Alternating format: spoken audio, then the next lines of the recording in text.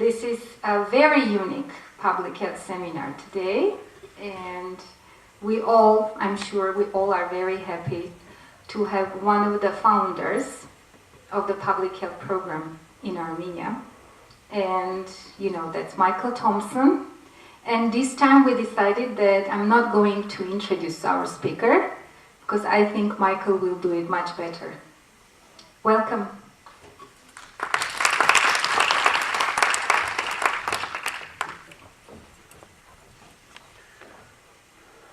I'm not certain I really need to introduce myself unless the traumatic amnesia has not yet subsided for most people.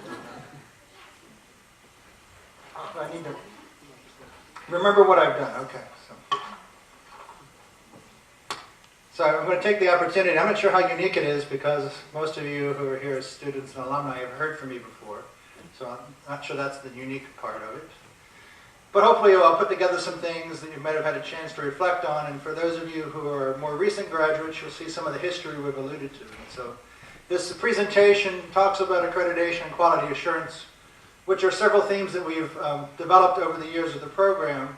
And also was appropriate because at my home institution at UNC Charlotte, where I'm the coordinator of the graduate public health programs, which includes an MS-PhD degree program and a Master's in Health Administration program, and we're about to launch a new PhD program, as well as an undergraduate degree in public health. We've just gone through our CEPH reaccreditation. I'll explain what that is a little bit later in my presentation. But it's also the timing that the AUA is going through its WASC reaccreditation. And so bringing in those parallels and themes, I'll start with something more about that and then weave into more of the history of the program. And I'm giving credit to this first half talking about healthcare quality assurance and accreditation to two of my mentors in this area, Dr. Armenian, the founder of this program, as well as one of his colleagues, Vahi Kasanjian, who's an expert in hospital quality assurance, both of whom were students at Avadistan Obedian, and that connection will become apparent a little bit later in the discussion as well. And then the second part I share with the others in the sort of chain of CHSR directors, going back to Kim Hakimian, who was the first, Bob and Jackie McPherson, and then Vardari, who was the current director. So this is kind of a walk through 20 years of history. So as background, we were talking about this actually before. My first trip to Armenia was in 1995. That was sort of the beginning of the end of the difficult times. For me, I was barely 30, young, inexperienced. It was on my second time having traveled outside the United States, and I barely traveled off the U.S. East Coast at that point. Fortunately, I was traveling with Dr. Armenian, and we arrived via Amsterdam on Armenian Airlines, which I came to know was called Armenian Scare Lines for legitimate reasons. But that was the only way to get here unless we went through Moscow or something. And it was kind of a surreal experience arriving in the middle of the night. The airport is dark. It's dark and dank. You go through forms, there's no lights. People just seem to know what to do, and if I didn't have a guide with me, it would have been kind of challenging. And then I was brought to an apartment nearby, near the old watch factory, and then told a driver would come back in a few hours after some sleep to bring me down to the university. That was my introduction to Armenia and AUA. And it wasn't until the daylight that I saw what we were dealing with and the opportunity, and it was actually, I was only here for a week before I could actually see Ararat. It had been cloudy the whole time. And that was 19 years ago this week.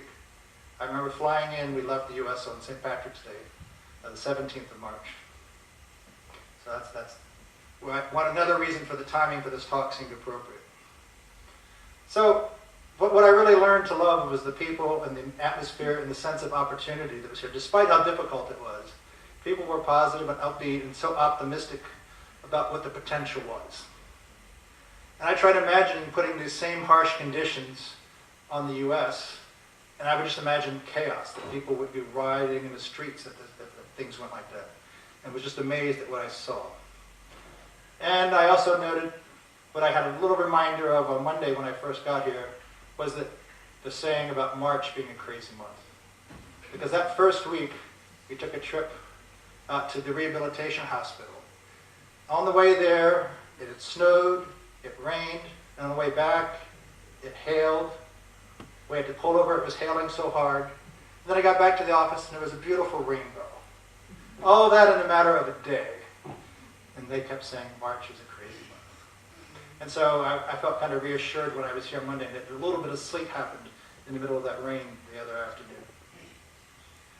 But the purpose of my visit in 1995 was to help start what was then called a graduate certificate program in public health. It's now the first year MPH core curriculum, as most of you know it. And as part of that opportunity I had with Harut and others from the university, we met with many of the Ministry of Health dignitaries. The Ministry of Health was co-sponsoring and endorsing our program. At the same time, they were a little suspicious, not really knowing what we were doing. And so we had a lot of active involvement from the ministry. And over the years that I've been here now, almost every single person I met with has since served as Minister of Health. I had no idea at the time all the very important and future important people I was meeting with. And it's been interesting because it's helped the relationships through my time here at AUA. And as most of you know who had me as students, I was the co-instructor for that first course in public health problem solving, which a record I held until last year when they started the dual MBA program, and one I let break this year as well. But for the first 185 graduates, you all had me as your first instructor, so it's a record I'm proud of. But it also goes to some things I'll talk about the continuity of involvement in the program as being one of the underpinnings of its quality. But that beginning in 1995 was really not the start of the public health program. So while next year will mark the 20th year of public health courses at AUA, it's really not the 20th year of the program. Really, it started 1994, even before 1994. But really, the first tangible evidence was 1994. But before we get there, we're going to jump back and aside to some of these issues about accreditation and quality. So this is sort of an outline then of the remaining parts of the talk. So, for those of you who suffer through problem solving, you know this is the first question, first day, first question, but what is public health? This is a test. We're going to take away your diplomas. You think you were going to get away without an interactive discussion? I'm serious. So what is public health?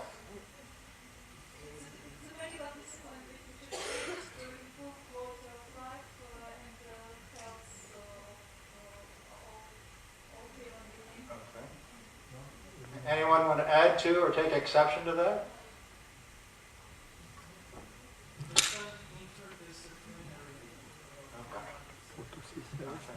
So you're challenging her assertion it's a medical discipline, right?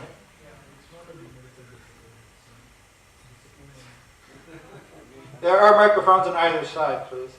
It'll help. On a broader aspect, it's not a medical discipline alone. It's more of multidisciplinary, where you can learn the tools and you can implement in any way. For example, today this week we are going for health service management, which is apt for even for business environment. It is not for a medical, or it's more of anything and everything we can do. So when your family and friends ask you what public health is, do you give them this 5-minute definition? How do you explain it? How do you simply convey it?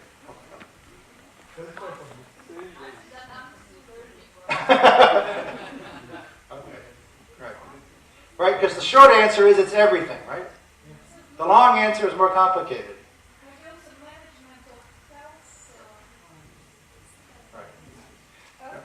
Right.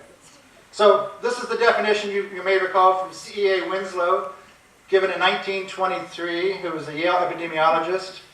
And his definition was public health is the science and the art of preventing disease, prolonging life, and organized community efforts for sanitation of the environment, the control of communicable diseases, the education of the individual in personal hygiene, the organization of medical and nursing services for the early diagnosis and preventive treatment of diseases, and the development of the social machinery to ensure everyone a standard of living adequate for the maintenance of health, so organizing these benefits is to enable every citizen to realize his birthright of health and longevity. Whew, 2 months later, you finish saying that and digesting it, because it's really got a lot of information packed into it. The top part is it does just about everything. Anything related to health is public health. Right? But the function down here is kind of the important part about this idea of ensuring social machinery that there's a standard of living adequate for the maintenance of health. And that philosophy underpins a lot of the international human rights documents, a lot of the other international human rights conventions, about this idea of adequate living, that health is a fundamental right, and so forth, about this as a birthright, as an inalienable right, that health is somehow tied to one of our individual liberties, and that the rest of the stuff is supporting that. How do you maximize that? And other people have tried over the years then. You've seen the same definition from Ray DuBose. He's the guy that coined the phrase, think globally, act locally, that you may have heard about. And he defined it much more succinctly, saying, the social organization and ways of life that promote and support the survival of the group, right? Because it's public health, not individual health. But individual health, public health, right? You can't have a group of healthy individuals, right, without healthy individuals, and the group has to be healthy. You can't have a forest without trees, and you can't have trees without making a forest. Similarly, in 76, Dan Beauchamp, who was at one of my sister institutions at the time, UNC Chapel Hill, which is about a 3-hour drive east of me in Charlotte, defined it as a means to achieve social justice and protect all human life. So again, the idea of underpinning about health is tied to social justice. And then Ellen Strickland Schulp called it the protection of community against the hazards engendered by group life, right? This idea that there's certain things, certain hazards we face because we live in groups, because we live in cities. Things like waste, contagion, the spread of contagion and so forth. So there's certain things that the risks are increased because we live close together, and because we choose to live in society, we have to protect ourselves. It does that reciprocal responsibility. And many things that underpin public health is that tension between individual rights and liberties and the collective good. And where do you find that tipping point? What's the balance between those elements? So then it gets to the question, and one of you started out with that sort of narrow definition about public health being a medical specialty. But what is the difference then between public health and clinical medicine?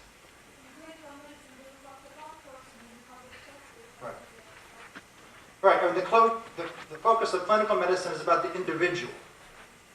Right? And if you treat every individual, you should have a healthy community. But there may be ways of organizing our services that if you protect the group, the individuals are protected. Right? Go back to your epidemiology class with herd immunity. If enough people are immunized, even those who aren't immunized or too young to be immunized are protected passively by the actions of others. In the same way, we know that a certain percentage of immunizations won't be successful. And by having enough people vaccinated, those who are vaccinated protect those people as well who may think that they're protected. Right? But as former U.S. Surgeon General C. Everett Koop basically said, healthcare is vital to all of us some of the time. But public health is vital to all of us all of the time. The problem is we only recognize that problem when it fails. From the time you get up in the morning and you have clean water to drink, a sewage and sanitation system, you're able to go and get food that is safe and hygienic. You're able to ride on streets that are now much safer than they used to be, and cars where people are wearing their seatbelts and other things now that just changes. That public health is affecting you throughout your day. But it's so much like the air you breathe, you don't think about it until there's a problem. But clinical medicine, you need it.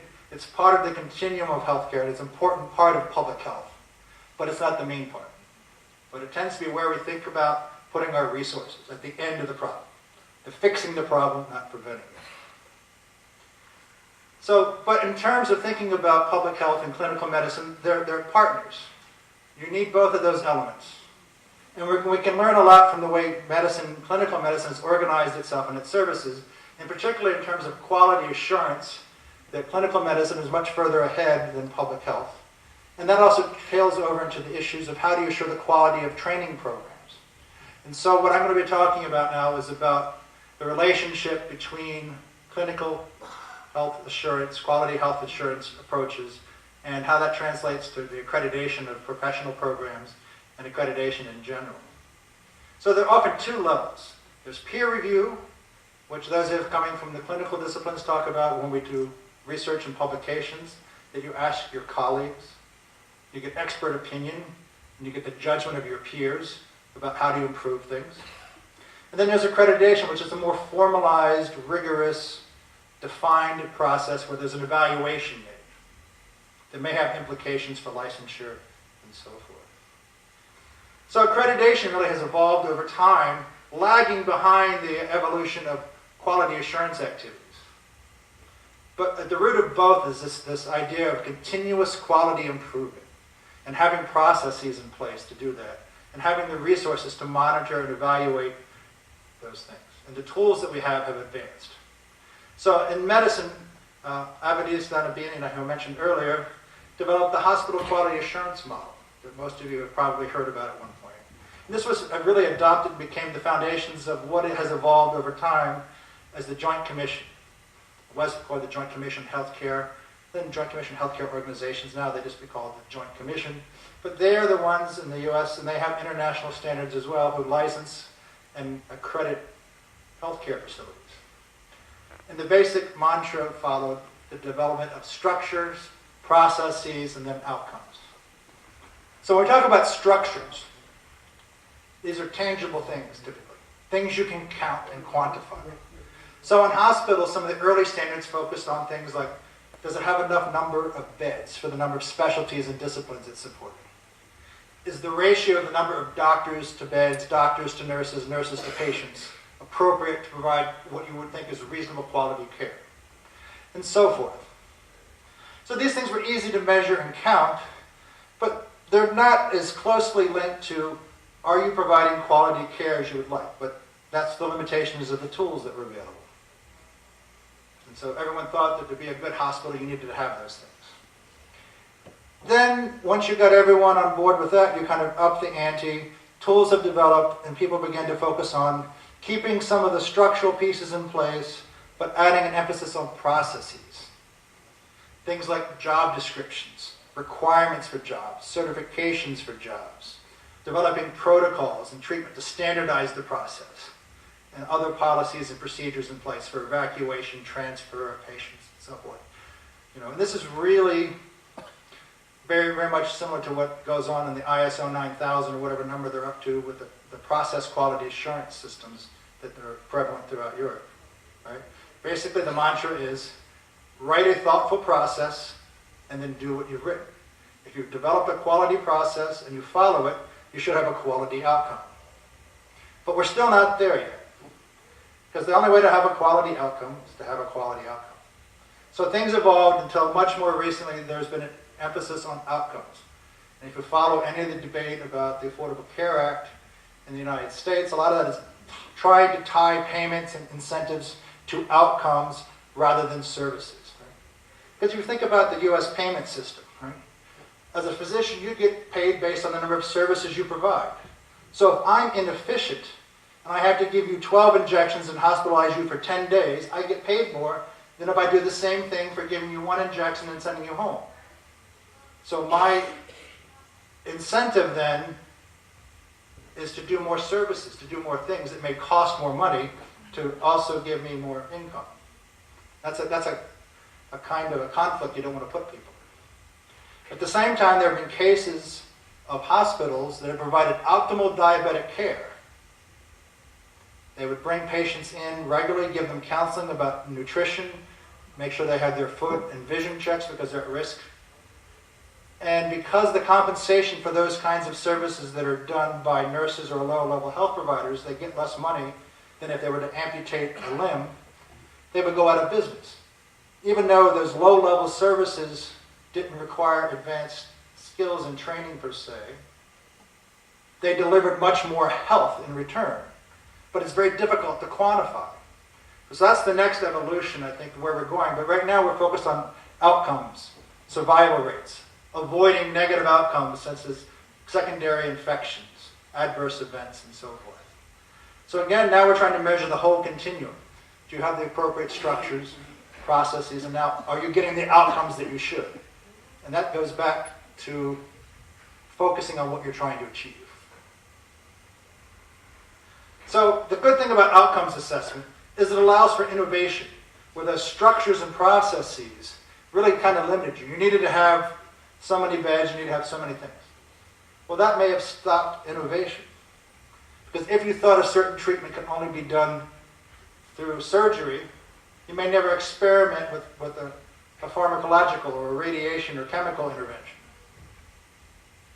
because you're being evaluated against those other terms that required you to operate a certain way. So by doing it this way, it allows you to compare pharmacological versus chemotherapy versus some other kinds of things, or inpatient versus outpatient treatment, open surgeries versus arthroscopic surgeries.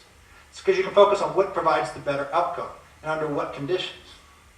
But we also have to be worried about the other side.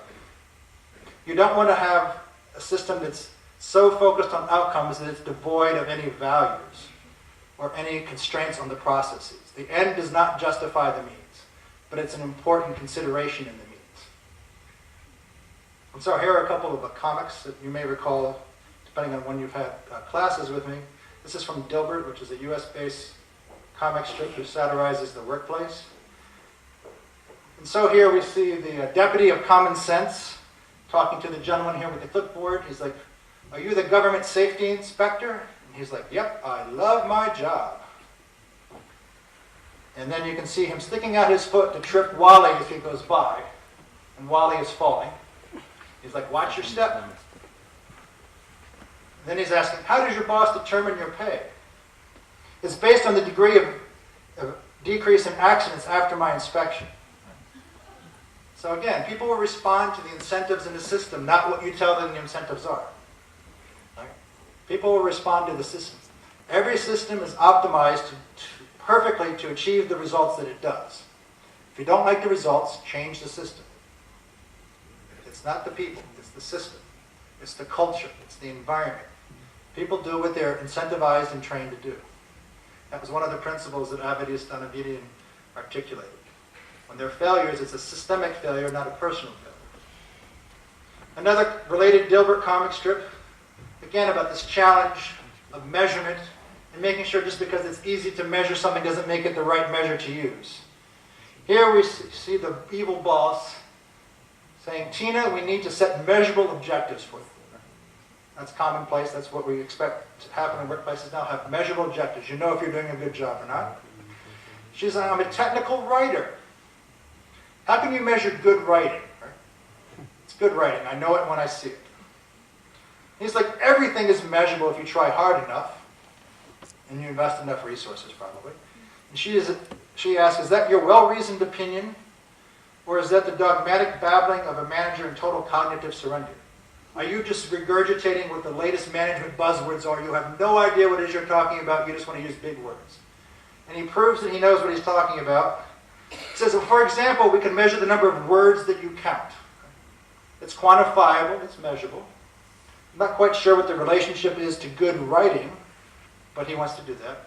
But he's concerned about perverse incentives, so he does comment, well, we would have to subtract the number of words that you delete so that we don't motivate the wrong behavior. And of course, then the result is, in this edition of Tina's hourly newsletter, I compare our projects to various types of wood. Right? Because her incentive was to write as many words as possible. Even though they said the goal was to develop measurable objectives about good writing, technical writing.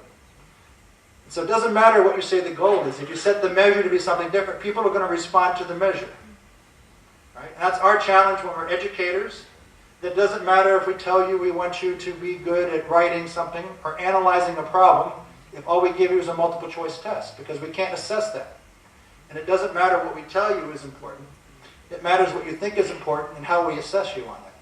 So it's our job to align those measures, those assessments, with the reality that we're trying to achieve. We're not always there, but we do try to make sure that we're doing it better each time. A continuous quality improvement culture. So this parallel development incentive happened in educational effectiveness assessment. Hopefully those of your students who are participating and aware of the ongoing WASC reaccreditation process, you'll see some of these facets being played out. that the assessment of educational programs is no longer solely or primarily based on factors such as the number of faculty, the number of books in the library, the number of computers, again, moving beyond that structural assessment, and beyond things like having defined curricula, having competencies in place, and so forth, but to the actual learning outcomes that are available. And it's not necessarily so cut and dried that every institution has to look like every institution. It's contextualized to your specific mission. When you say you're trying to achieve a specific type of graduate or a specific set of graduates, that's what you're held accountable to. So if your mission is expansive about training the leaders for the world, there's one set of criteria that may apply. If you're trying to prepare graduates to do one specific thing, it'll be much more focused to that objective, which is good. It's focused on the specific outcomes. And you become accountable to your own goals. There are some minimal set expectations, faculty-student ratios, other benchmarks of quality, the training degrees, levels of your faculty, and so forth. But they're related to an argument where there's evidence-based practice information that you cannot have those outcomes without these structural processes in place. So the emphasis then is shifted to sort of meeting a checklist of standards to one showing an organization whose culture is continuous quality improvement, setting and evaluating information, revising benchmarks, updating policies, and continuously doing that so that every year, every cohort of students gets a slightly better and improved program. And we're looking at outcomes, things that are important and things that have been critical successes in our own program. Things like, are your students able to practice profession? Do they get jobs? Are they happy with the kinds of jobs they get? Are the employers happy with the kinds of skills the students come with? These are the ultimate indicators that you were successful. Right? We say we're preparing people for public health practice. Hopefully we have done that. So the accreditation system in the United States is a formal voluntary system, but it's not really voluntary. Because in the US system, you can choose to undergo accreditation, which is true, but if your program is not accredited, students will not come. They will not be eligible for government subsidies. The way our government finances education is often through loan programs and other financial aid that's to the students to attend whatever institution they want. So if your institution is not accredited, you're not eligible for that. You may not have access to certain kinds of positions, and you may not have access to certain kinds of training programs. So for example, in clinical medicine, several of the specialties, including preventive medicine, occupational medicine, aerospace medicine, require students to have graduated from an accredited public health degree, an MPH degree. And when I was at Johns Hopkins for a number of years, we would have students who had gone to a non-accredited MPH program and have to come back and take another one because they couldn't then be eligible for their boards in preventive medicine. So it has that regulatory function of quality assurance, which is not to say that the programs they went through weren't creditable, weren't worthy, but there was no assessment of it, and so they were suspect. So the U.S. system has two levels of accreditation. The regional accreditation, which is what WASC is. It's the Western Association of Schools and Colleges, which in the U.S. does most of the West Coast areas, and that's through AUA's affiliation, the University of California. That's the basis for that for AUA. My current institution, UNC Charlotte, is in North Carolina. We're under the Southern Association. We just had our recent SACS reaccreditation. Where I was previously at Johns Hopkins was Middle States. That's the institutional accreditation. It's much more focused on the infrastructure, the structure, the processes, all the things that make a university look like a university. It does not handle the program-specific accreditations, what we call professional accreditations. So in public health, there's an opportunity for accreditation by CEF, the Council on Education for Public Health, which accredits public health programs in schools. And in their vernacular, programs in schools have very specific meanings. The basic gist is to be a school of public health. By that definition, you have to offer 5 masters and 3 doctorates, plus whatever else you want in specific areas. Anything less than that is considered a program. But the criteria they have are very similar besides that. So CEF, I mentioned, is the Council on Education for Public Health. An analog for medicine is LCME, the Liaison Commission on Medical Education, which sets the standards for medical schools both in the US and Canada. In both of these, as you see, these professional accreditations, unlike the national and regional accreditations that are sort of more diffuse, usually have a very specific public partner and an association partner. So LCME is parented by the American Medical Association, which represents the interest of physicians, the professional practice community, and the Association of American Medical Colleges, the schools. So you have a balancing between the schools and the practitioners, forming an independent board that they both support to decide whether or not these schools are providing graduates the things that they need to be successful. Similarly in public health, the American Public Health Association and the Association of Schools and Programs in Public Health are the parents of our accrediting body. Now these bodies, while staffed and supported by these agencies, have to be independent, and they themselves have to be accredited by a separate agency that ensures that they are doing their jobs. So there's a level of watching the watcher, so to speak, to ensure quality across the spectrum. And so in public health specifically then, according to the accrediting body, the emphasis is on the improvements of health through the assurance of professional personnel who are able to identify, prevent, and solve community health problems. Right? Which is really a restatement of what we said the definition of public health was. So that we're preparing competent professionals to help the public, to advance the public's health. So promoting quality, assuring the public, and encouraging improvement in quality of education are the goals of an accreditable public health program. So I'm going to just give you a sense of the spectrum of things they consider. This is not for detail purposes, but they look at the mission, because that's the main thing. They hold you accountable to your mission. Then they look at your continuous quality improvement in planning and evaluation processes. How do you know you're meeting your mission? How do you make improvements? How do you know your improvements are working? And then they look at background, information about your organizational setting, the spaces, those resources, structural things, governance structures, processes, resources, and then they also want you to know about your outcomes. Right? And they're particularly concerned about things related to workforce development, as well as some technical things about the number of credit hours you have, the content of the faculty, and so forth. In parallel, and something that this program here has also gone through, is a peer review process that was developed by ASPR, which is the Association of Schools and Public Health in the European region. That's the European analog to ASPPH that I mentioned for CEF parenting.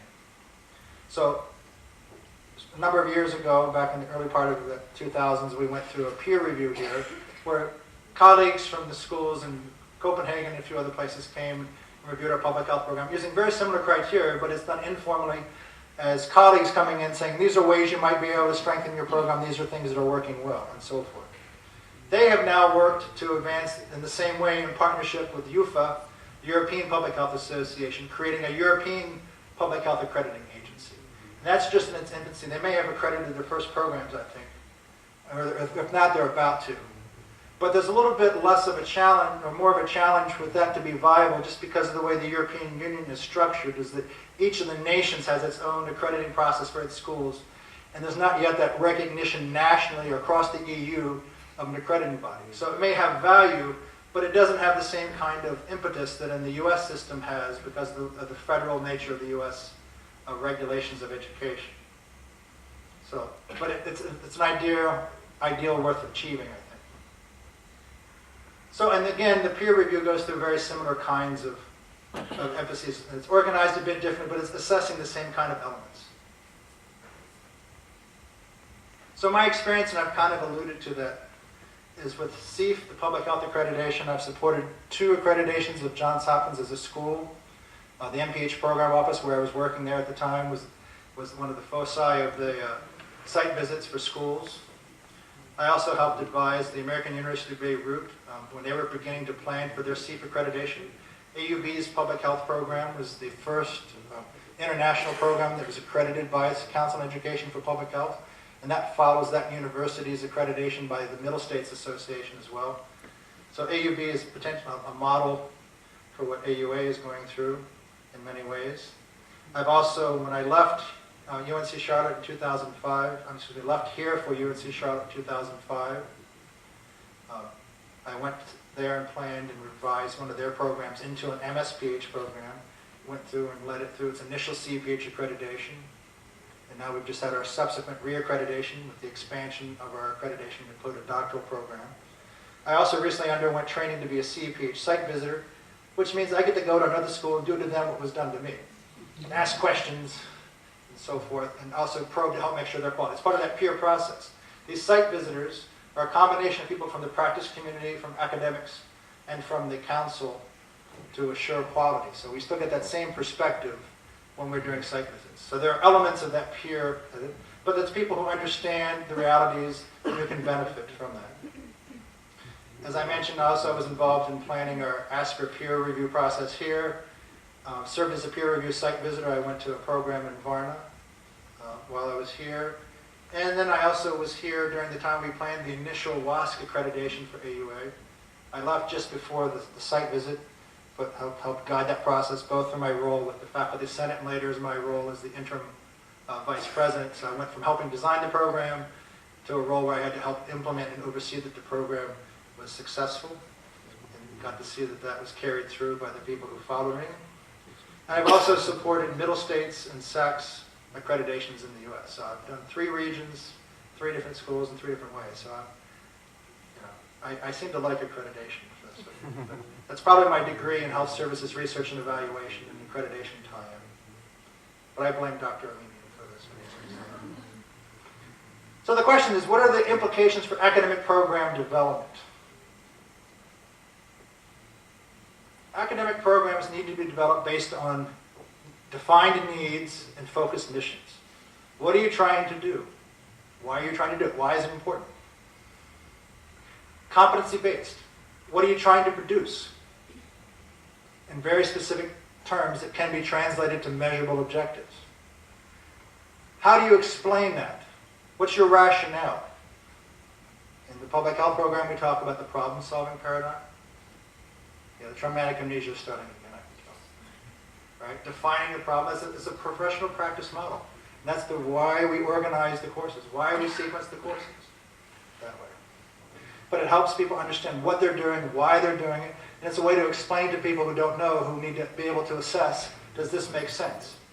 Does it pass that face validity test? And then they look at things like, are you teaching it the right way? Is it consistent with your objectives? If you're telling me you're trying to prepare people to be effective in practice, and they never see anything but a textbook, how can they be effective? How do you know they can be effective? So how do you measure the knowledge, skills, and behaviors? And how do you have training that emulates and produces those results? And then how do you assess that? I've alluded to that already, about you need to align your assessment methods with your goals. And then you need to have validated, measurable program impacts. How do you know that you were successful? What is it you're producing? Students, employers, all the stakeholders need to agree and contribute different dimensions to understanding that. Ultimately, if you're successful in a country, right, you improve the health indicators. And there are a lot of other things interfering, so you can't take full credit or responsibility for the fact that life expectancy goes up or down in a particular country, or the infant mortality rate is going up or down. But you should be able to link what you're doing in some way to other indicators along that pathway, in terms of the number of people being employed in a certain area who have training, changes in outcomes that are based and linked to that. So you can make a case that there's a logical chain of evidence linking what you're doing to those improvements. So then how do these principles play out at AUA? Well, for those of you who know the history of AUA, this university launched the same day Armenia declared its independence. The idea of it emerged before that, following the 1988 earthquake.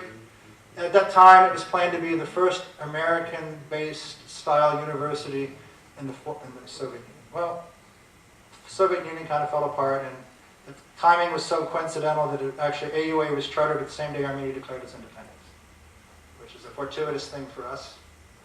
Right? And one of the first things that the university was decided to do is its mission was focused on complementing rather than competing with the existing resources, right?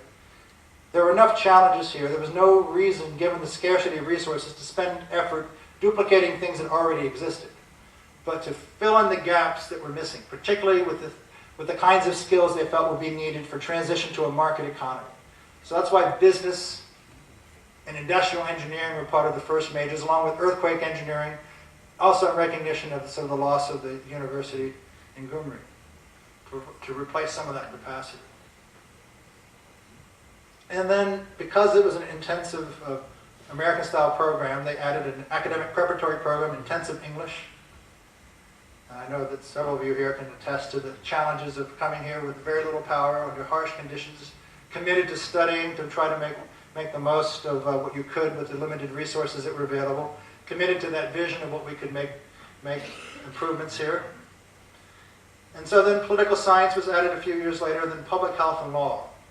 And that's sort of where my story begins, a few years into this process. The university had contemplated founding a medical school and commissioned a needs assessment. That was by Dr. Krikor Sahukian, a prominent Armenian-American physician and public health advocate who worked for the Kaiser Foundation, among other jobs. And his assessment and documentation really showed that Armenia's medical system was sufficient. There were a number of physicians. Their training was a little bit outdated. The system could be improved, but that medical system was functioning, and actually compared to other former republics, we were in pretty good shape. He felt the pressing need was for training in modern public health. The existing workforce, particularly the physicians, could benefit from a public health program. And that sort of redirected the efforts of the university such that in 1993-94 range, that's where we began planning. At that point, Dr. Harutun Armenian, who was then the MPH director at Johns Hopkins, but also had been actively involved in the earthquake response. One of his areas is disaster epidemiology. He was part of a team that came here during the 1988 earthquake recovery, so he was familiar with Armenia and so forth, and had connections with the community and with the UC system, and was invited to help lead those efforts of planning a public health program here at AUA. This marked the first time that all the other schools and colleges had kind of emerged from that UC partnership, where the leaders came from the UC faculty. So Armin Dekurigan was with UC Berkeley. The law program was coming out of the Bolt School of Law. So there was a connection to one of the UC campuses, or senior faculty and administrators from the UC system. It just happened that because of his other experiences and so forth, Dr. Armenian was asked to do that. And that led then to a series of curricular planning workshops, and I became involved after the second workshop. I was working for him at the time with the MPH program at Hopkins, where he was trying to go through the process of having me guide them through the process of redefining their curriculum into a competency-based one. That was one of the transformations in the CEEP accreditation criteria, that competency-based model wasn't required. And I had just finished helping facilitate that process for the Hopkins MPH program. And he's like, how would you like to help me design a program that accomplishes those same goals under very different circumstances with very different resources? And so the challenge was very kind of interesting, academic for me. You know, how do you accomplish the same thing with a very different system? And I didn't envision at that time that I actually would be asked to come here. As I said, I'd never traveled off the East Coast before at that point. It wasn't until I was really knee-deep into it and said, oh, by the way, you're coming with me.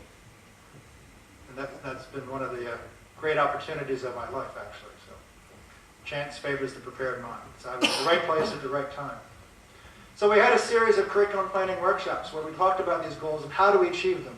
And this was involved a large and dynamic group of diasporan Armenians who were involved in public health. Among them was Abedistan Bibi. So here's a picture from the first meeting that was held informally at Johns Hopkins. Center, you can see Dr. Armenian. To his left is Kim Hakimian. Here is Alex Bakalian, who's been very involved in the program since day one. He's only been here to teach once or twice, I think. And then Ara Tekian. So most of you should recognize these central figures. Alex Bakalian is at the World Bank, has been peripherally involved on and off. And I don't know the names of the other two people in the pictures. Who they are, but they were involved. This is in 1994. This is a picture of the Frost Reading Room, which is in the epidemiology department of the School of Public Health at Hopkins. And then this Huh? That was Wade Hampton Frost, one of the fathers of epidemiology. So this is the dinner. This is the last meeting in the fall of 1994. You can see a much younger me at that point. Alex Bakalian is there. This is Sona Armenian. This is Krikor Sahikian, so I mentioned, who was instrumental in seeing the public health develop at all. Here is Avadi Stanabirian, and there's Harut, and I don't know who this gentleman is. So, but this is one of the pictures I treasure most. I really didn't appreciate who Avadi Stanabirian was at the time, until it got reinforced to me when I was doing my my final dissertation defense, and I was asked a question about the quality assurance model. Who started that? And it wasn't from Dr. Amini. It was from somebody else. How important, central that was to health services research, and so the program, when we designed it to do everything an accredited public health program should be able to do. We designed it to meet U.S. accreditation standards, the same kinds of content, the same competency model, the same focus on practice, with an extra emphasis on application within the classroom setting. Because unlike the U.S. context, we knew many of the students here didn't have the concept of public health. There weren't necessarily placements available in the practice setting, and so that we realized we needed to do much more of that practical training. And we adapted it a bit more to meet the specific needs and constraints here. We wanted to provide a broader base of analytic thinking, critical thinking skills, because there were so many potential jobs for our students. We weren't able to do what many places do and have an MPH that focuses on epidemiology, one that focuses on environmental health. We could offer one program, and so we try to give everything in once. So the program here is a bit longer and more extensive than a typical MPH program. It's almost like a double major in critical methods, the skills that are most versatile for doing whatever might need to be done. We also realized that it was a dynamic environment, and so students needed to be prepared to teach themselves. And because we realized they'd be going into workplaces where they might be the only trained person, they needed to be able to train others, hence the training of trainers courses and other things. So that idea of becoming a lifelong learner in a dynamic environment was important. And so we ended up using this intensive modular approach because the public health core, as you've noticed, is very much like a liberal arts education. You get a broad exposure to the disciplines of epidemiology, statistics, health services administration, environmental determinants of health, social and behavioral determinants of health. And so you need a range of specialists to cover those courses. It's not like a management and MBA program when one person can probably teach human resources management and financial management and some related courses. It's just not the same model. You need specialists in different areas. But if you're teaching 20 students at a time, you can't have 5 faculty sitting around all semester. And we thought it was important to have more quality faculty. And so the idea of this intensive 2, 3, 4-week module where you get top flight faculty coming in through a sequenced series of courses, along with 1 or 2 people here pulling the pieces together and tying the ends together, coordinating and helping link that, and to provide logistical support. So that's how the program evolved in that way, and why it is that way. And some of those constraints still remain, but with the move to every year admission that's going on now, that may justify a larger permanent faculty base and less reliance on visiting faculty or a change in models, because there are some drawbacks to that. If you want to take electives in other programs, you really can't because of your sequencing, right? So there are some trade-offs. And that's why there's continuous quality improvement. You keep asking the same questions over and over, but you do get different answers. Decisions are made by particular people at particular times under particular circumstances. Any one of those are subject to change. So you need to keep re-asking. So there was a formal affiliation agreement then between the university and Johns Hopkins, which provided for our involvement. In parallel to that, then, Kim Hakimian, who was herself at that time a doctoral student at Hopkins, was living here in Armenia, learning to speak Armenian, and working on developing projects that could serve as the basis for her dissertation. She got a lot of work. Her area was in maternal and child health, breastfeeding promotion, and the health behavioral dimension. And so that health communication, maternal and child health, actually involved in some coalescing around some UNICEF priorities and eventually developed into a project. It was the Baby Friendly Hospital Breastfeeding Promotion Initiative. So this is a picture, again, myself, Kim Akimi, and this is Dr. Miran Ekbabian, AUA's first president, on his visit to Baltimore in April of 1994 to sign the MOU launching the program. This is Lenora Davis, who was one of my supervisors. She's the administrator for the MPH program at Hopkins. And this is Mary Ruchinsky, who was Dr. Aminian's secretary at the time, and Dr. Aminian is taking the picture. So, this is why the public health program really didn't start in 1995 with the first students. It started 93-ish, 94 with that signing of the MOU is kind of the first official commitment to public health, I think, is where we're going to benchmark things. And Kim got a funded project for UNICEF, which she brought through the university. Rather than do it as a consultant who was here, she ran it through the university, even though there wasn't a college yet. So we had to set up the CHSR, or what became CHSR, before we had students. There were a couple of students in the intensive English program, I think, by that point. But, you know, we started off with CHSR. And CHSR was built on the same model that the other centers at that time, the CBRD, the Center for Business Research, and the Engineering Research Center, how they were acting as this incubator, this relationship between the community professional practice and the university, providing technical services and so forth. And that's part of the thing that make these professional programs vibrant, is that linkage. It provides technical support to the community. It provides practical learning and training opportunities for students. It provides research material and funding for faculty. So Kim's Baby Friendly Hospital Initiative was the first of a very successful series of relationships with UNICEF. And then the success of these programs then became intrinsically linked to CHSR. I think many of you will have worked in CHSRs through projects while students and afterwards as paid staff. That is sort of the finishing school. That's the practical training piece that you may not have gotten or had before coming into the program. And now I think there's a lot more opportunities for meaningful practice engagement. I know this is the first cohort of MPH students that are going to be required to do practicums, which has been a common requirement in the US for a number of years. We had relied on CHSR to fill that role, but now we're kind of formalizing that in very different ways. But I think that the success of that integrated training and teaching is very critical to the success of the program. So these are some pictures from the covers of the magazine, 2 different training brochures that Kim helped produce. And then this is Alina Dorian's first son. He's now finishing high school. But he was the photo. Alina Dorian's another one of the faculty who was involved here. And so concurrent with implementing that project, Kim was also acting as the first sort of on-site director for the program, helping recruit students, helping evaluate students as they were going through the academic preparatory program, and so forth, as well as contributing to the development of the curriculum by giving us what are the situations, what are the realities, what are the things we have to address, what are the things we should know when we're planning the program. And so fall of 94, those first students, I think, were enrolled in the preparatory program. March of 95, I mentioned, is when we came to launch things. And ever since then, that set of curricular family faculty planning workshops has continued as an annual event of the extended faculty, not just the resident faculty.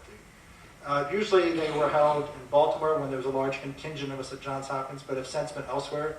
The most recent one was this past November during the American Public Health Association meeting in Boston, and so forth. But it's part of the ongoing continuous quality improvement process. So this is that first cohort of students, 1995 certificate students. And you may see some familiar faces here. It's a little, or at least a couple of people whose photos are up here in the audience tonight. I won't embarrass you, but it's impressive to think about where these students have gone as examples. Gary Aslanian went on to do work for CETA, which is the Canadian version of USAID. He went on to the University of Toronto, got a doctorate, worked for CETA, came back and forth to Armenia. Find some other faces. I'm trying to invite people who aren't in the audience, so I won't embarrass anybody. Anna Gregorian actually only did the certificate, but ended up going to Heidelberg for a master's and then came back. Worked for us briefly, then went to USAID as one of the health officers, then went to CDC, as an EIS, Economic Intelligence Service officer?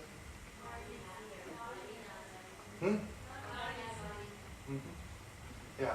I'm not going to embarrass them. They can tell us about what they're doing. I'm trying to avoid people who are actually in the room. So, but, and then, so we'll come back to that in a minute. And so this is another photo. The same group a few weeks later looking much happier than they were here. All right? This is the second course. So one, they've got Kim who can speak Armenian to them and explain all the big words that I use that no one wanted to ask me about. Right? And see some of the other students. And so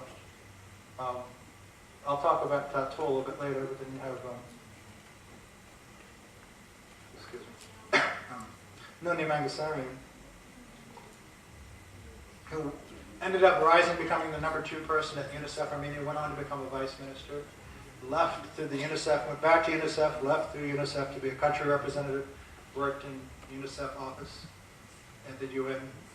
So with that kind of natural progression, we weren't contributing necessarily to the brain drain of Armenia, but the students were getting these very high-powered, influential jobs in public health that took them naturally beyond the borders and then back again. So this goes back to the fundamental evolution of CHSR's mission then. The research staff within CHSR offers expertise to support the existing health infrastructure and the development of quality health services in public and private healthcare sectors. The guiding principles of the center: supervised field training, practical training for our students. That was one of the first principles. The idea is to provide training for our students. As a venue for linkages, how do we network and improve our coordination to provide vehicles for different groups to work together towards the betterment of health of the region? To provide technical assistance. We realized that the visiting faculty in particular often had expertise that was lacking. They could contribute to developments in Armenia directly or through the use of their students, or the supervised direction of students. And then supporting programmatic development. That very much mirrors the development of AUA's CHSR. That we often started being the group that did the technical independent assessment, needs assessments, program evaluations, whereas other groups, particularly independent contractors hired by USAID, DFID, or other NGOs would come in. And we would act as the independent assessment body for them. As our capacity grew and as our alumni grew, we took on larger and larger roles. So we were becoming a player providing and developing content, as well as contributing our expertise. So by 1996 then, we started a second certificate cohort. And it's during that point that the commitment was made to go to the full MPH program. CHSR continues, we continue our annual faculty meetings, we begin planning for the second year curriculum, and the students from the 1995 and 96 cohort were invited to continue into the what is now an MPH program. So we started in 95, so in 1997 then was the first MPH graduates. So it didn't take the first students 3 years to graduate. Some students had an interrupted year because we didn't have that. And at that point, the program began transitioning from Kim's leadership to that of Bob and Jackie McPherson. Jackie doing more with the public health program and Bob doing more with CHSR. But at this point, CHSR is running project to project. CHSR only existed when there was a project. It really wasn't an entity that it is today because of that. Sort of, as we had money, a lot of students had opportunity, but it wasn't a consistent thing.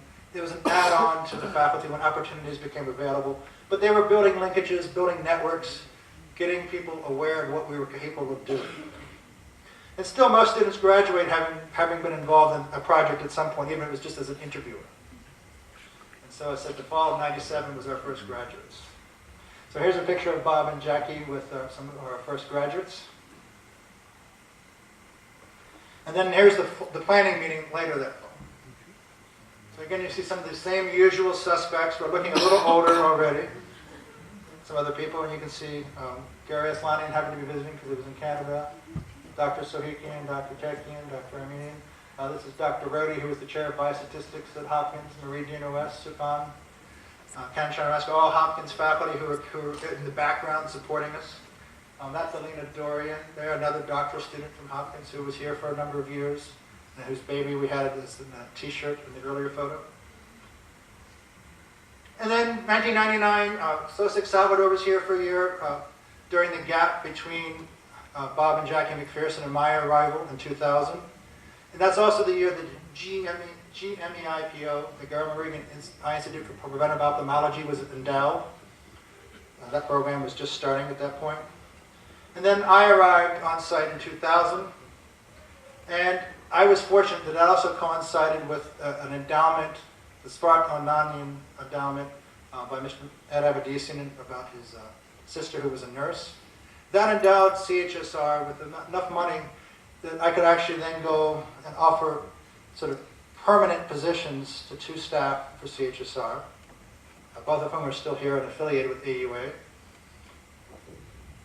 And the joy I had throughout my 5.5 years here full-time running CHSR was that it was very easy making hiring decisions because everybody had a 2-year audition.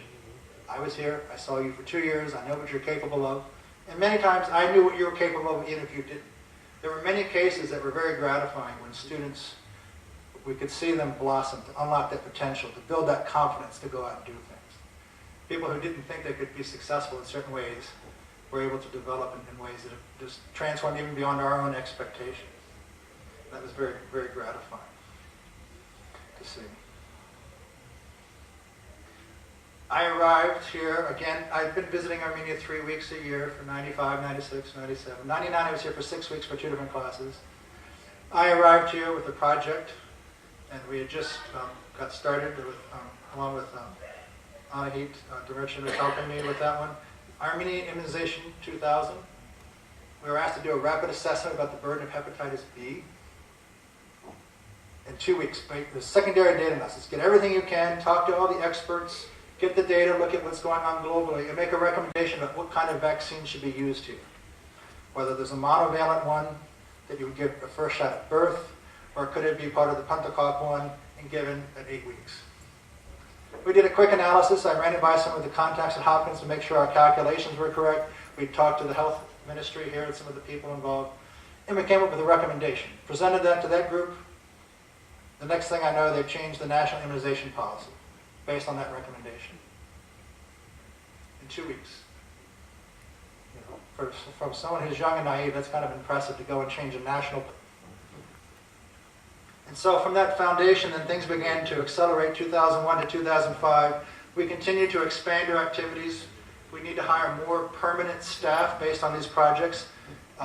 Went from having data entry people to someone who was a data entry coordinator and 4 or 5 people who did nothing but data entry over time, and so forth. It's part-time, temporary staff.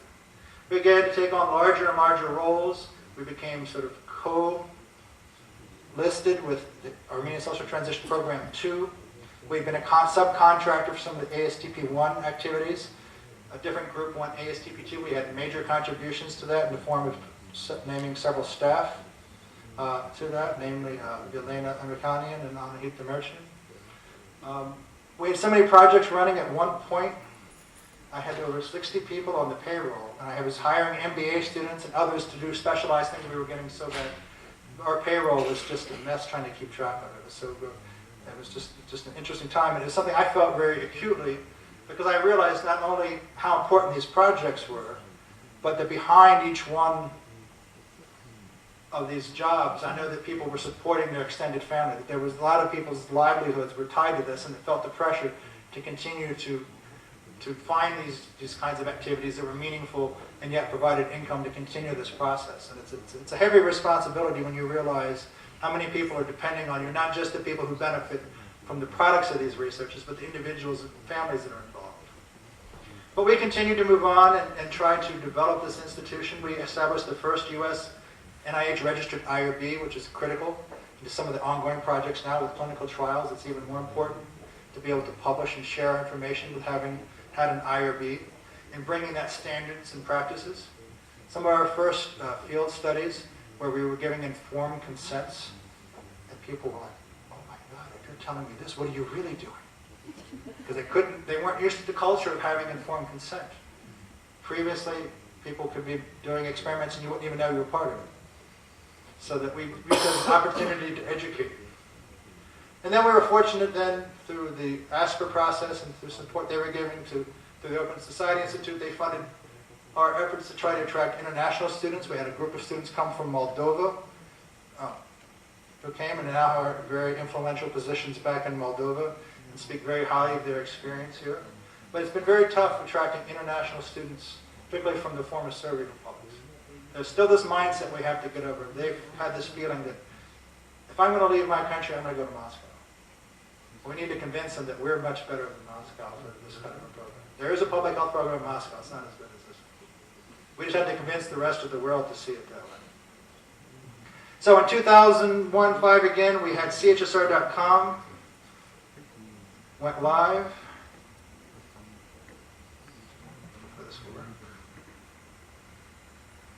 I don't know if you've ever visited the site, but this is a complete, near complete history of everything we've ever done. So you've got things like background, mission, objectives, the projects. You can go and see the different projects we have running. You can have the materials if you want to see the reports by year. So you're going back to 1993 all the way up to present. Educational materials we produced. You can find many of them here. Resource files. Most of your MS and PhD theses are here as PDFs, again by year. Some online e-learning sites and everything. This is a wonderful resource of all the history about what's going on here. There's a way of sharing that, making that accessible. So when you Google Armenia or Google health topics, you're liable to get a hit on one of these CHSR sites because it's indexed. So even if it's not in a peer-reviewed publication, there's a separate tab that has peer-reviewed publications that we've done as well too.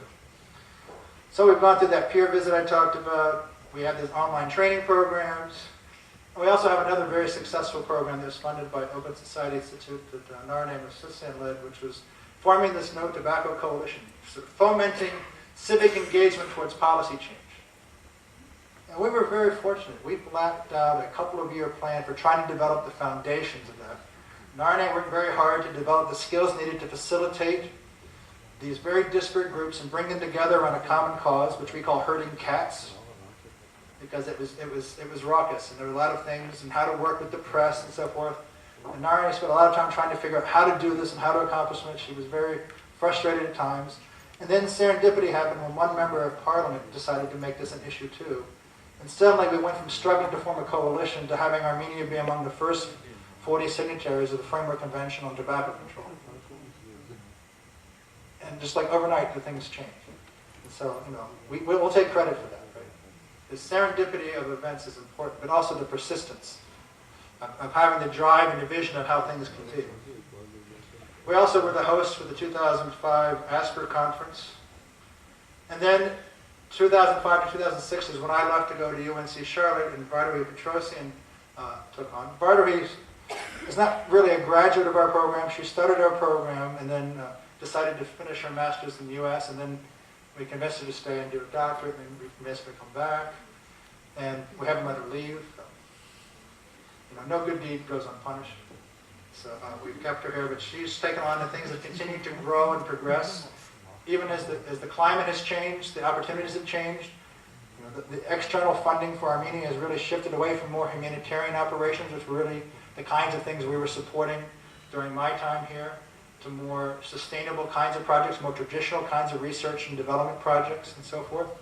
But they've carried on with the kinds of evaluations and impactful research and development that we've started. So Primary Healthcare Reform Project, the evaluation of the Child Health Certificate program, evaluation of public health services, again, growing partnerships with the Ministry of Health. These are things that have taken time for the cultures to change, for them to understand how we can best cooperate with each other, to work towards each other's mutual benefit, because we all share the ultimate goal of improving the health of the people of Armenia.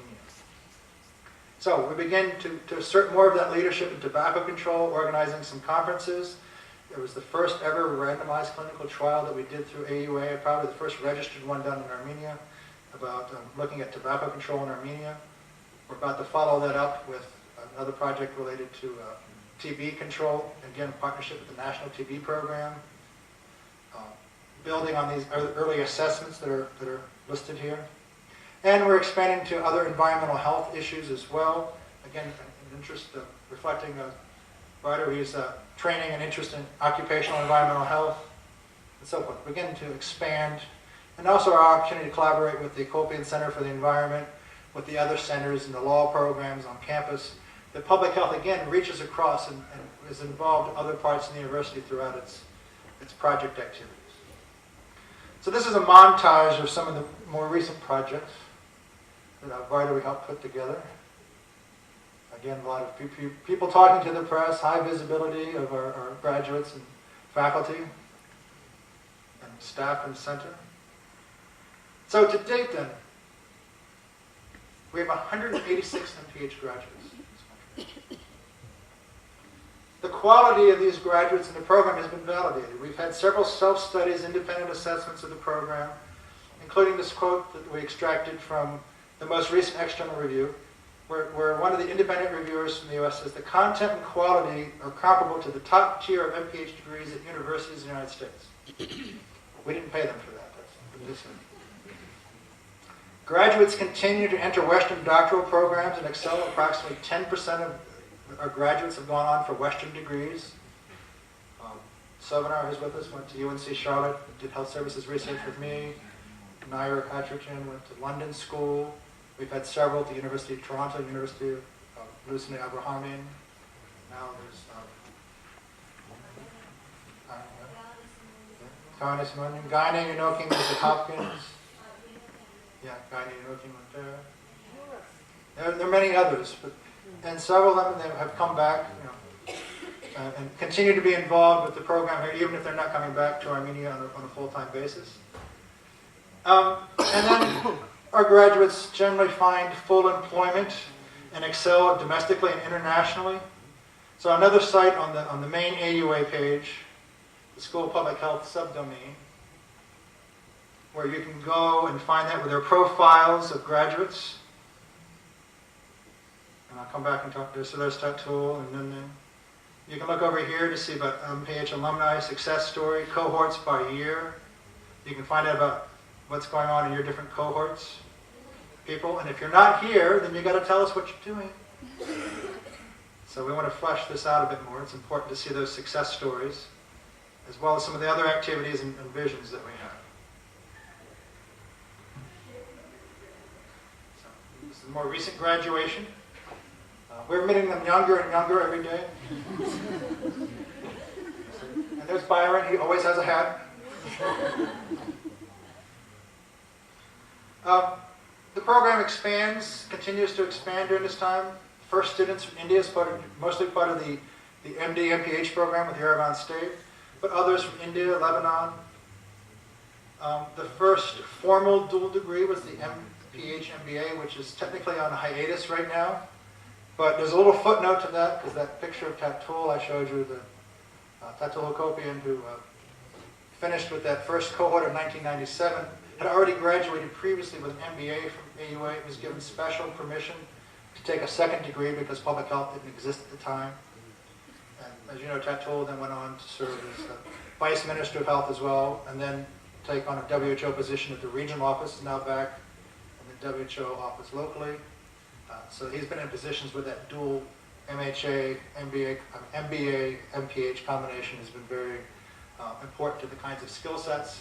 And we're hoping to see that program resumes formally shortly. Because it is a good combination of skills, particularly for people who want to move into the more policy and administration area. And then with last year, we started every year admission into the program. It had been an alternate year program. We're trying to expand while maintaining the quality. This public health seminar series has expanded in terms of the scope and the depth and the frequency. There have been approximately 50 of these events in the last, since 2008. Now 51, I guess we can update that. We've been expanding the communication, a biannual newsletter that's been consistently produced since 2009. And then health content is now being delivered to support the new undergraduate programs. The university is expanding into undergraduate baccalaureate degrees, and there are certain courses about health and quality of life. We had a meeting today talking about what kinds of health courses or health-related content might be appropriate as electives for undergraduates, and so forth. So we continue to look at opportunities and to expand both in terms of the teaching and in terms of the research and the practice. And so this is a photo of all of us at that Dinner, you can't have a picture of me without having food. So half of my pictures from are any of me having dinner with somebody or dancing with somebody.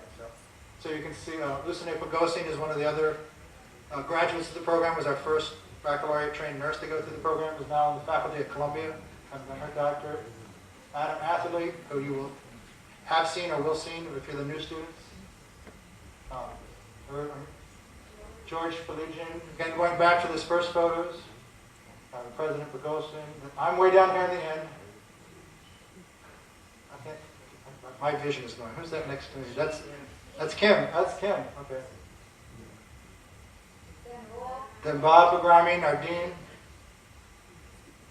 Ed Bunker, he was here for a few while, followed me here. Dana, and then Bart. I wasn't at the workshop this year. I just came for the dinner. I was in an accreditation meeting at the other side of town in Boston at the time, so I just showed up for dinner. And so there's a picture of us outside. And Dr. Armenian, as usual, is pointing the way. And then there was a picture that was taken during the meeting. So you can see I wasn't there to actually plan this meeting. But we're still involved. Some of the same faces keep turning up over and over again.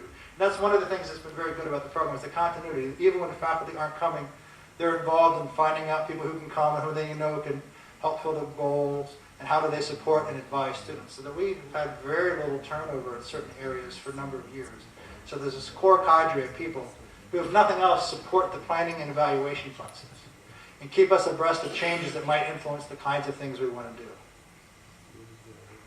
In fact, one of our former faculty, Bob McLean, was through here recently as a potential candidate for the dean of the business program. I don't think that worked out, but his versatility, his awareness of the program with us was part of his decision to apply for that. And so the overall impact then has been great.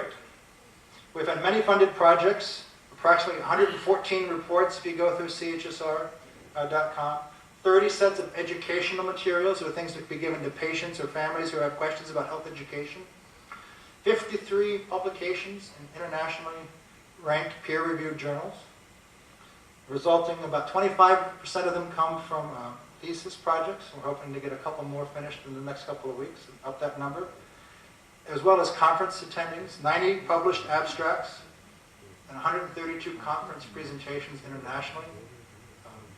If you look at some of the conferences and so forth, you think no one but Armenia is doing any kind of work in public health. It's been quite impressive. The reputation that we have in the region and the recognition that this program has achieved because of that.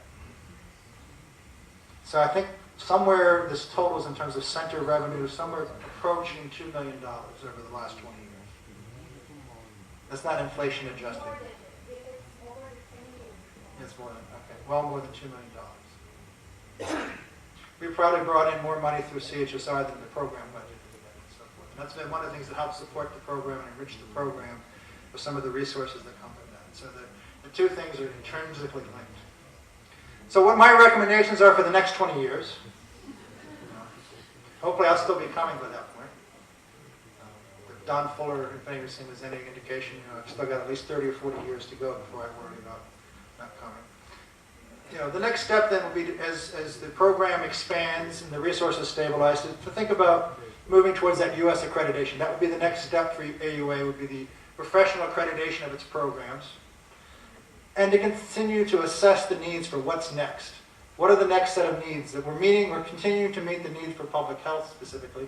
Are there other tracks, other concentrations, related degrees like MHAs or BSNs or MSNs in nursing, other health professions degrees, undergraduate degrees in health sciences or related things as an undergraduate program? Would that be a way to enrich the public's health here? And how do we strengthen and influence the pipeline of undergraduates who come into our graduate programs, both in terms of coming from the system here as well as from the region? And faculty and leadership are critical to these processes, a continuous quality improvement and assessment, focusing on identifying priorities, keeping things moving, not to feel things that are stagnant, focusing on what's important, the mission. It's the mission. What's the mission? How can you improve the mission? How can we meet those needs better? And then to target the recruitment and professional development to help meet those needs. And then generate the political will, the capital, the funding, and other resources that are needed. Continue managing those relationships with the stakeholders. The reputation of the program is critical.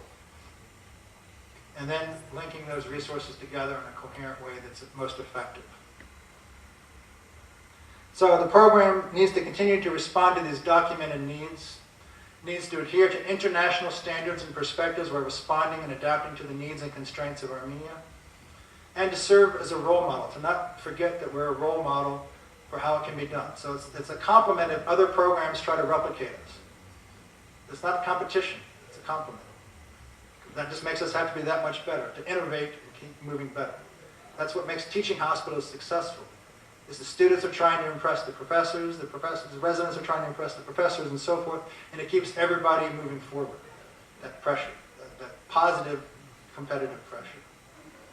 So, after 20 years, it's time to take time to reflect on these successes, both with CHSR and the MS and MPH program, as well as the success of our graduates. That's the ultimate indicator for us, is how successful our graduates are and the difference that you all are making in the lives of the people of Armenia and the region. And also to pay respect and to honor those principles that help make it successful. Modeling Western standards of business practices, ethical behaviors, adhering to contract standards, those kinds of behaviors, and interacting with other people that were kind of interesting to develop at that time. That commitment to transparency, fairness, and quality, all the things that are embodied in a Western-style educational institution about that, self-governance, and so forth. Ethical practice, and aligning teaching with practice. Don't just pay lip service to it. We say it, we do it. You see us doing it in practice. It's not just something we tell you in the classroom. And also to treat students as mentees and future colleagues. That's the way we interact. We're training you as colleagues. It's not the dynamic with undergraduates where we're here and you're there. We're closer to this. We're more experienced, we're more knowledgeable, but it's not our role to do that. Because when you leave here, and I've told several of you this, you're my employer. Many of you are the ones who were in responsible positions in agencies, and some of you come back and take great pleasure in realizing that you're my boss. Not to mention Guyani Gutasin by name. But suddenly realize that I'm working for them with these different projects, and they get to tell me what to do. And hopefully I've trained you, and we've trained you through these experiences, that we're somebody honorable, worth having as colleagues, and that who you can have confidence in will get the job done correctly, and will have the best interest at heart of what you want to do for your organization. And that's the most important thing, is that dynamic, that process goes on, and that you begin to do those same things as you go forward in your own organizations, that you propagate that culture. And then pretty soon, everyone's in alignment and agreement, and things are much more successful. And we also need to make sure that we have systems that develop potential and reward initiative and entrepreneurism. Right? People need to be rewarded for those efforts, and we need to recognize that and develop pathways for improvements, for advancement, and so forth, make sure that those are aligned. That's in the same way we're talking about Western standards for business practices, the same way that promotions and so forth are merit-driven, compensation is based on the value of the work. There's other kinds of principles that reinforce the value of individual achievement as well as the collective good that's achieved that way. So I want to especially invite our alumni right now to take a few minutes and share your thoughts, if there's anything you have about this that may have prompted about your own personal experiences at CHSR. Or have I stunned you all? So if there's any particular learning moments from CHSR or some of your experiences here that kind of either reinforce some of the points I've made, or if you think I'm totally off base. Some of you promised to be active today. No question about their experience with CHSR. Not yet question. Anyone? Nobody wants to share.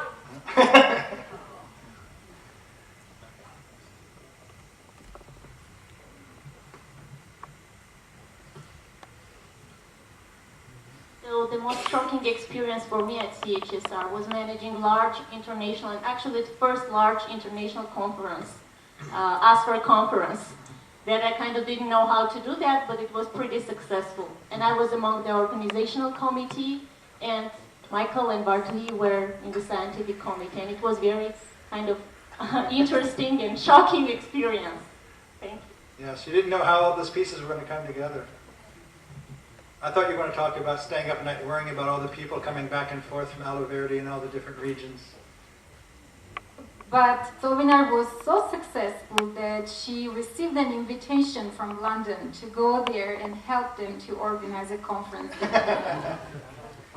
No good deed ever goes unpunished. Other comments? No one?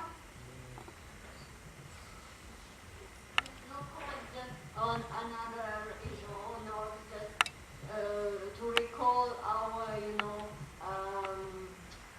CHSR meeting with those 60 members of CHSR when the table was as long as this wall to that, and we couldn't even see each other. I think it was one of the, you were so really proud of us. I remember that wonderful moment.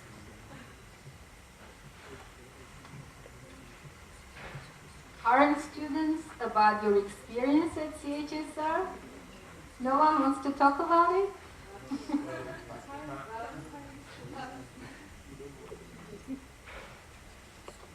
Thank you, not current student. 14 years ago, about this time, I first time entered this university. And the first day of the problem-solving course, when I heard Michael's talk, I recognized maybe 1 in 10 words. And if someone would tell me at that time that 14 years later I would enjoy your lecture here, I wouldn't believe it. Thank you for being with us for these years.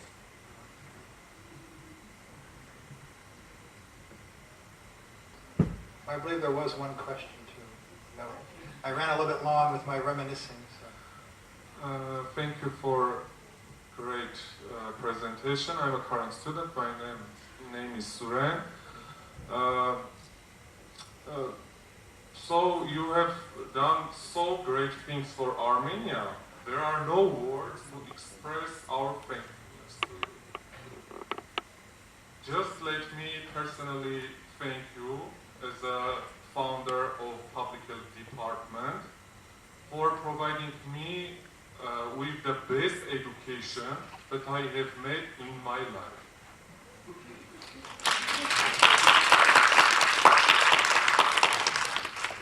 And so my question is that you were talking mostly about successes. I would like to know what was your biggest challenge in designing programs, and also the mission, critical core values are the same in 1994 and now. Thank you. Let me take your second part first and say that the core values are the same ones we wrote initially. The core values, you do reassess your core values, and they haven't changed. The mission, as the mission of the university is changing slightly. Like I mentioned, the university's mission initially was focused on not competing.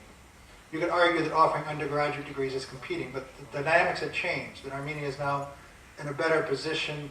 There's opportunity to improve and expand upon opportunities, so that competing with existing resources is no longer a mission as important to the university, that provision about not doing that. The same thing with the public health program. The focus has shifted now that we really weren't thinking internationally. But we were trying to meet the needs of Armenia, now it's Armenia in the region. So there's subtle tweaks, but the core values aren't going to change overnight.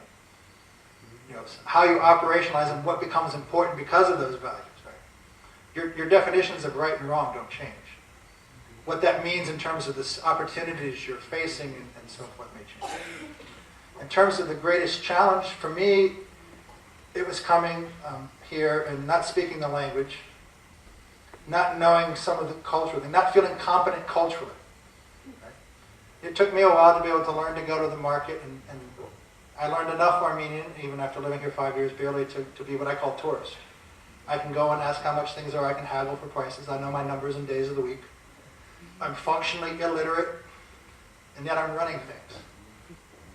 And I don't know the history and the background, where in my own country, I know what to do, I know what to expect, I know how things are going to be. And so it was trying to learn the culture and understand why things were when they didn't make sense to me. So that was the biggest challenge for me, was just learning some of the history and why things were important the way they were, and how to talk to people, and just who the players were, and what the politics were behind different things. So that was my biggest personal challenge. And then trying to figure out who I could trust. And I was helped along the way, Lucy Denayan and others who were here on the faculty, giving me inside information, making sure I didn't make too many bad mistakes, working out systems and trying to articulate the principles. And that's what I tried to work with the staff, particularly when we got so large, is that you have people, your frontline managers. These are the principles, and empower people to make decisions following those principles. Because you can't make decisions for everybody. You can't do that. That's just, it's not practical and it's not effective. And it'll drive you crazy. So making sure and worrying about, am I doing the right thing? Am I making decisions that are going to help people? No. By refusing to take a certain project because the person only will let us do the project if we bribe somebody. That's not going to happen. I remember Narine talked about early on with the using the media in the tobacco project, where the media kind of wanted some payments to help publish articles, the kinds of articles, no, you can't pay for the press. It's news or it's not news. And it's one of those decisions that you have to explain why and appreciate later. But those are the kinds of tough decisions that sometimes, making, second guessing yourself, having to wait 10 years to see if you were right. So I think we've been right more often than we've been wrong. But I'm sure there are things we've done that could be done better. That's why we do continuous quality improvement. And hopefully each cohort gets a better program than the one before. And pretty soon, many of your graduates are going to be asked to be preceptors for interns. We're starting internships. And if you're in positions where you can have internships, we're going to start asking you to be mentors, because you know what it's like. And you probably would have appreciated this kind of opportunity outside of CHSR. I think now the environment has changed that we can do that. And that's one thing that's now missing from the program that wasn't there the last probably 5 years. It's been a requirement for U.S. accreditation. It's where we've been lacking, and we're relying on CHSR in an informal way. Now we need to formalize it. So you get to be, your class gets to be the first cohort all over again. But hopefully we'll have preceptors who know what it is to be a great student.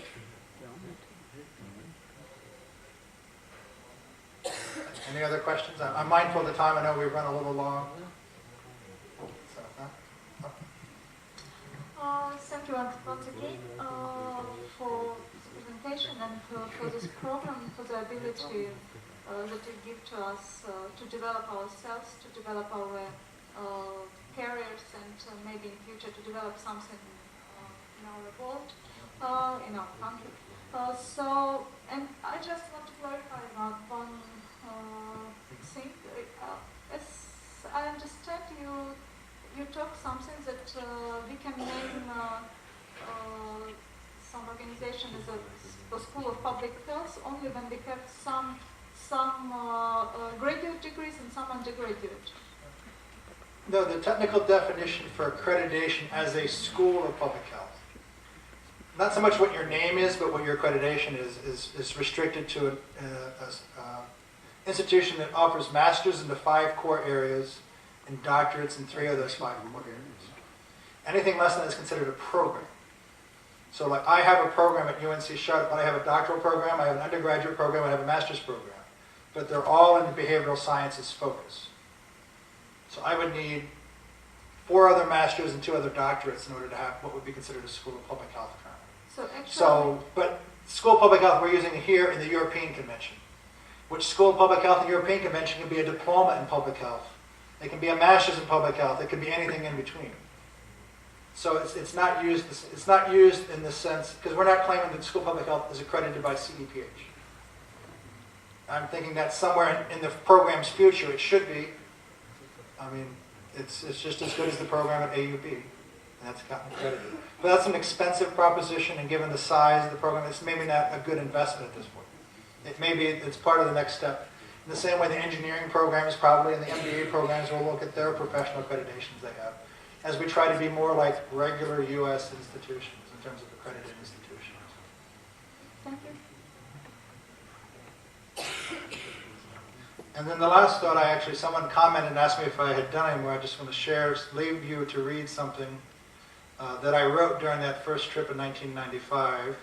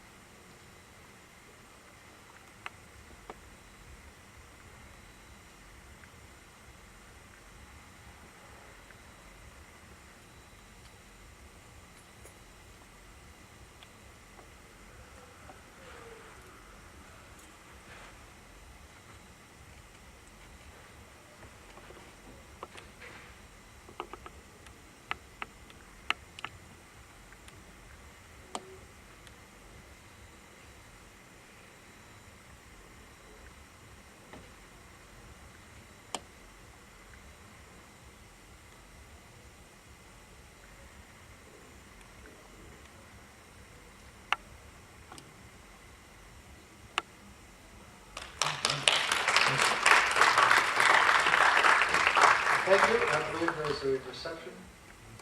Yes, there is a small reception outside for informal communication and socializing. Thank you, Micah, very much for a very inspiring talk. Thanks, Lori.